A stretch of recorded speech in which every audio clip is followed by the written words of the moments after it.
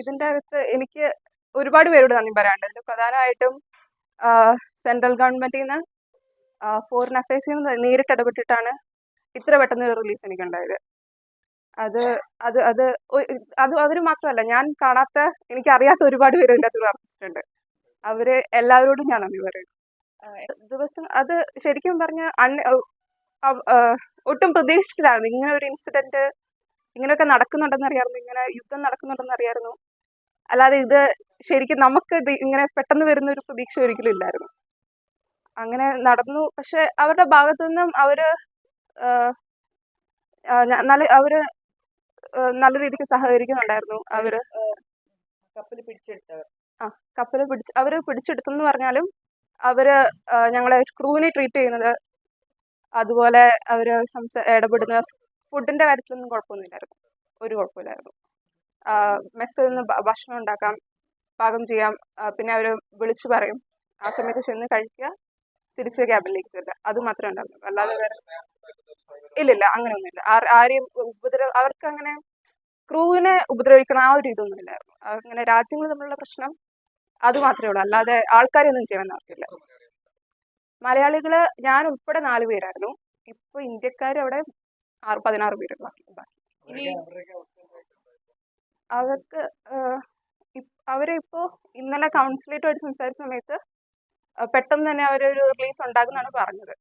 കാരണം അത്രമാത്രം Indian central government ആയാലും ഗവൺമെന്റ് ആയാലും ഒരുപാട് ശ്രമിക്കുന്നുണ്ട്. അവരുടെ ഇന്ത്യക്കാരുടെ ആയാലും മറ്റു രാജ്യക്കാരുടെ ആയാലും റിലീസിന് വേണ്ടി അവർ ശ്രമിക്കുന്നുണ്ട് ഒരുപാട്.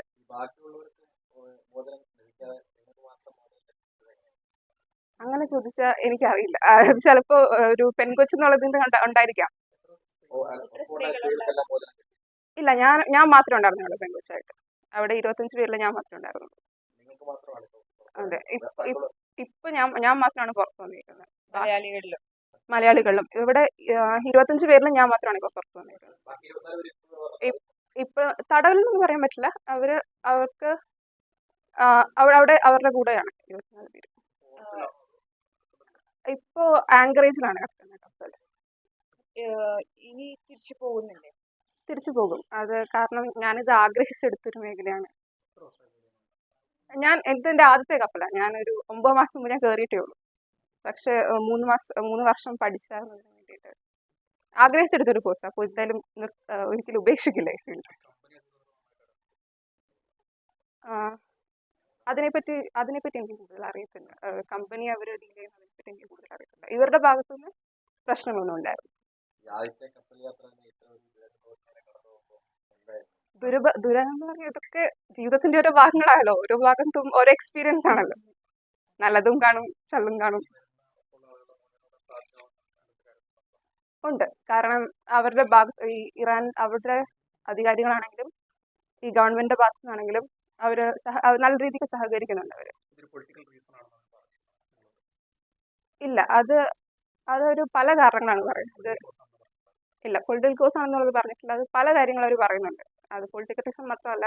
ആദ്യം അവര് സമുദ്രാതിർത്തി ലംഘിച്ചെന്ന് പറഞ്ഞു.